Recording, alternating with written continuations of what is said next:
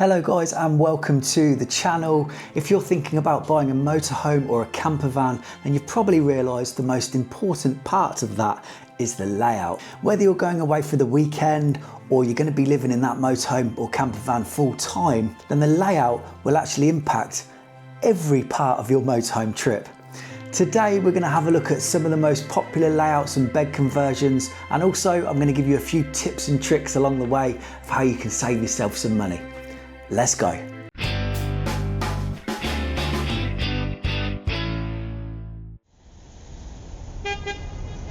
So let's start with the island bed. Now this is one of the most popular layouts in the UK, and the reason being is you've got a huge double bed. Now the island bed is normally located at the back of the vehicle, and the reason they call it an island bed is because you can walk all the way around it, obviously apart from the part that's actually stuck to the wall. But the idea of it is that you can get around the bed nice and easily, and you don't have to jump over each other in the middle of the night so that you, when you're going to the toilet. With the island bed, you do sometimes get quite a bit of storage underneath it. So when you lift up the bed, there's often storage there, but be careful with that because sometimes they do have heaters and things like that underneath the bed, which will restrict that space. So do check it while you're looking. Now the island bed, obviously because it's at the back of the vehicle, it sometimes makes you lose a bit of space at the front, and often you won't get that large toilet and shower running along the back of the motorhome. It'll be pushed forwards. With the island bed, the reason that I think it's great though is that it's literally like stepping into your own little hotel room every single night. You can leave it made up, you don't have to mess around with it. And yeah, for you guys who really like to sleep or you want a really cozy bed, the island bed's the one for you. Next up, we've got the rear lounge or the U-shaped lounge. Now again, this is very popular, and this is very popular actually if you're a social butterfly. If you like having your mates round or your friends and family and you all want to sit in your big U-shaped lounge or your rear lounge, it's a very good place to socialise. Often the motorhomes come with a fold-away table that you can put in the centre of that U-shape or rear lounge, so you can sit there and eat dinner. But for me, I think it's just a great place to sit, chill out, watch a bit of TV, have your friends round for a glass of wine or a few beers. The thing with the U-shaped lounge is that normally it will be a converted bed. So you'll need to convert the U-shaped lounge or the rear lounge into a double bed at the rear. Now the thing about that is it's not the easiest thing to do if you've had lots of beer and wine or you're very tired. It's going to take you around 5 to 10 minutes to actually get that made up. And it's just whether it's something you decide to do. For me, the U-shaped lounge is a good option because you can obviously socialise there. And if you're living in the UK or it's bad weather outside, you've got somewhere just to chill while it's raining. Again, the U-shaped lounge is normally in a larger motorhome, and you often find it in the big 6-berth motorhomes and things like that. So there tends to be a U-shaped lounge at the back, diner in the centre, and even a double bed over the cab. Again, the U-shaped lounge is very popular, so do check it out. And remember, if you're having a look at a U-shaped lounge, sit in it, try and feel how it's going to be when you're living in it, and do make that bed up to see if it's something you can tackle every night. The next one we're going to have a look at is the transverse bed. Now a transverse bed is a bed that runs straight along the back of the motorhome. Now normally they're above a garage space, so the only reason you tend to have a transverse bed is if you've not got much room in the van, so a van conversion. But in the big coach builts and the A classes, it tends to be because you've got a lot of storage underneath that. Now, one thing to be sort of wary of, be careful of, is actually these transverse beds are normally quite high up. So if you're wanting to go to bed of an evening, you're going to have to climb up there to get in. But the big plus about that is obviously you've got the storage underneath where you can keep your bikes, your kayaks, your blow up canoes and all that sort of stuff. But yes, you can often leave the transverse beds completely made up, so it's not something you're going to have to mess with. The only thing you're going to have to do is pole vault into that bed of an evening, so do beware of that. If you've got a bad back, bad knees, bad anything, then do test it out before you buy it. So next up, we've got the opposing bench seats. Now these are often found in van conversions or smaller coach-built motorhomes, and these are great space savers. So if you've got a smaller van, yet you want it to feel very open, then the opposing bench seats work really well. If those bench seats are long enough, you can often use them as 2 single beds, but normally they convert into a huge double bed inside. There's actually a van that comes to mind, an Autosleeper Warwick XL, which has these really long single beds which convert into a huge double bed, which is actually an excellent layout. And if you haven't seen one of those, then do check my videos out where I've done a full demonstration of that. With the opposing bench seats, again, you are losing a little bit with this. Of course, you're losing a big garage space or anything like that, but often you have got a little bit of storage underneath the bench seats themselves. However, if you're looking at a van conversion, you don't need a huge amount of storage space, yet you want it to feel like a bit of a TARDIS inside, then the opposing bench seats is a really good idea. So do check one of those out. Obviously have a look inside and see how you feel. But the main thing is to try and think about what you're going to have to pack in there, and if you've got enough stuff or enough space to put your stuff. If you're just going to be using the van for weekend getaways and things like that, then it's not really going to be a problem. But if you're going to be living in that van full time, you are probably going to be having to make that bed up every night, and you're going to be limited on storage. But it's a popular layout for van conversions, and I can see why. So next up, we've got the French bed. Now, the French bed is a double bed, normally to the rear of the motorhome. Normally find them in coach-built motorhomes, not really in van conversions. However, there are a few out there. If you have a van conversion with a French bed, do let me know in the comments below, and I'll have to check one of those out. The French bed isn't called a French bed because you're going to be all romantic in there. It's actually called a French bed because the French market, or the French motorhome market, they were the first ones to design it in their motorhome, so everybody's just now calling them the French bed. One consideration with the French bed is actually, if you're traveling as a couple, one of you is going to have to jump over the other one in the middle of the night if you need to go to the toilet. And this can be a big problem. Obviously, your relationship can fail. So do think of that before you buy one.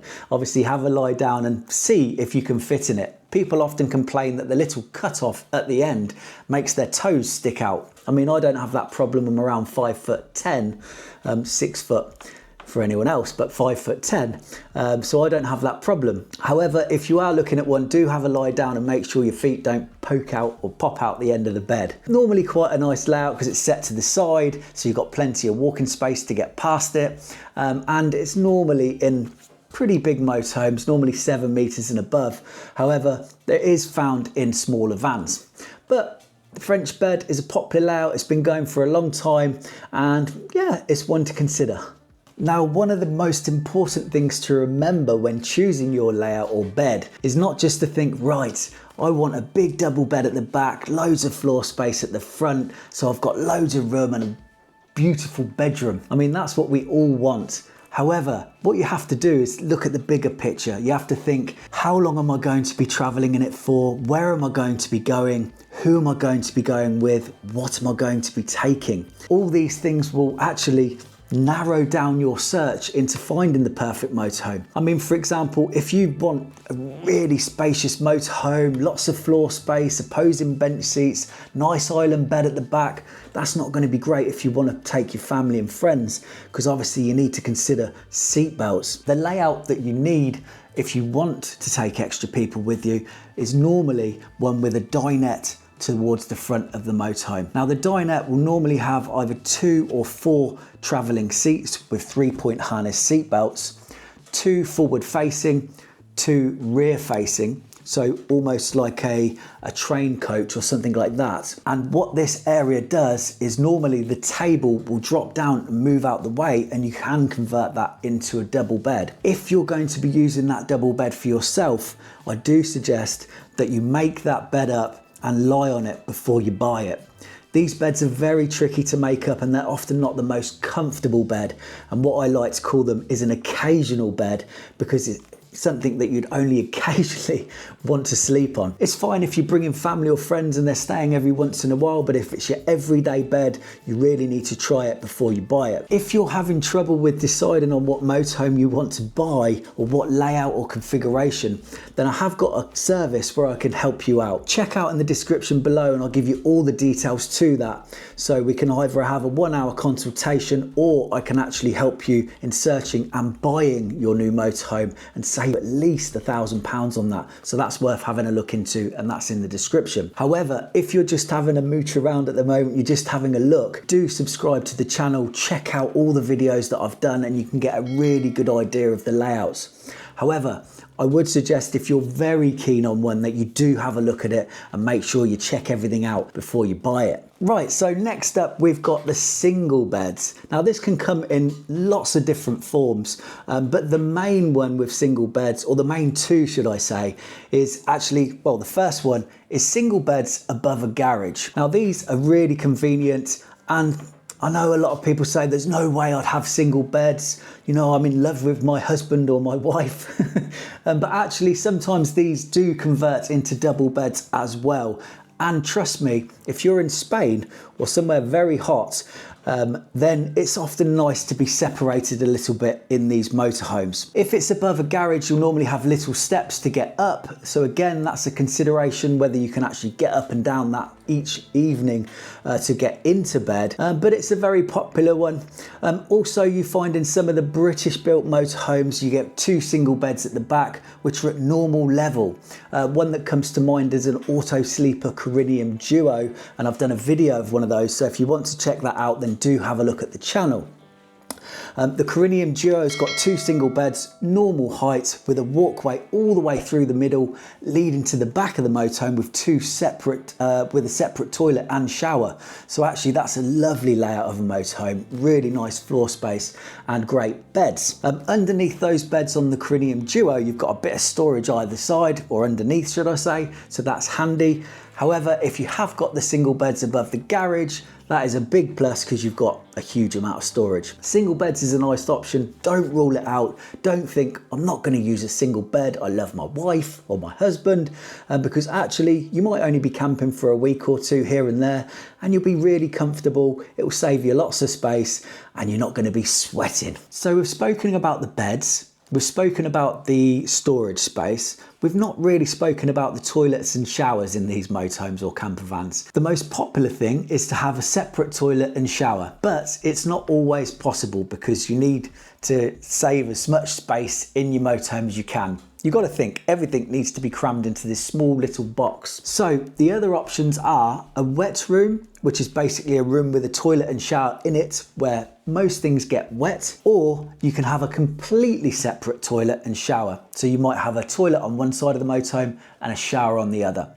Now the toilet and shower completely separate are obviously popular, and the toilet and shower in one room are also very popular, but if you're struggling for space, like I say, you will have to have a wet room. What you need to think about as well is normally if you're on a campsite, they'll have really nice facilities these days. So if you've got a wet room, it's not really a big problem. When you need to have a shower, you go and use the campsite facilities. However, if you're going to be doing a lot of off the grid camping, then it's often nice to have a separate toilet shower.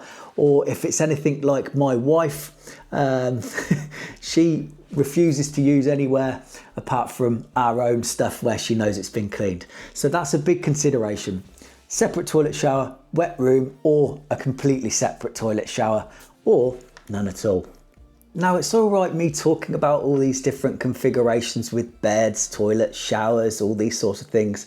But obviously one of the main considerations is actually whether it's a decent motorhome, whether it's been built well, professionally built to last, and it's got strong components. So that's something you need to do a bit of research on to find out whether that motorhome is something that you want to buy. A lot of people just go for the glitz and glamour. However, you've got to think more practically. It's something you're going to be living in, you're going to be spending a lot of time in it, and also you're going to have to drive it. So there are lots of considerations: size, weight, It's mind-boggling. So do consider everything before you purchase these motorhomes. Now obviously motorhomes do have a good residual value, but if you buy one and make a mistake, you're going to lose a little bit of money. My name's Jonathan. This is the One Motorhome channel. If you haven't already, do subscribe. Click the like button or the thumbs up and make sure you leave a comment below with any questions or anything like that. I'll be happy to answer you. Also, if you've got some good facts that you can put in there, then leave those in the comments and it helps anyone else who's looking for a motorhome. Take care guys, see you soon, bye bye.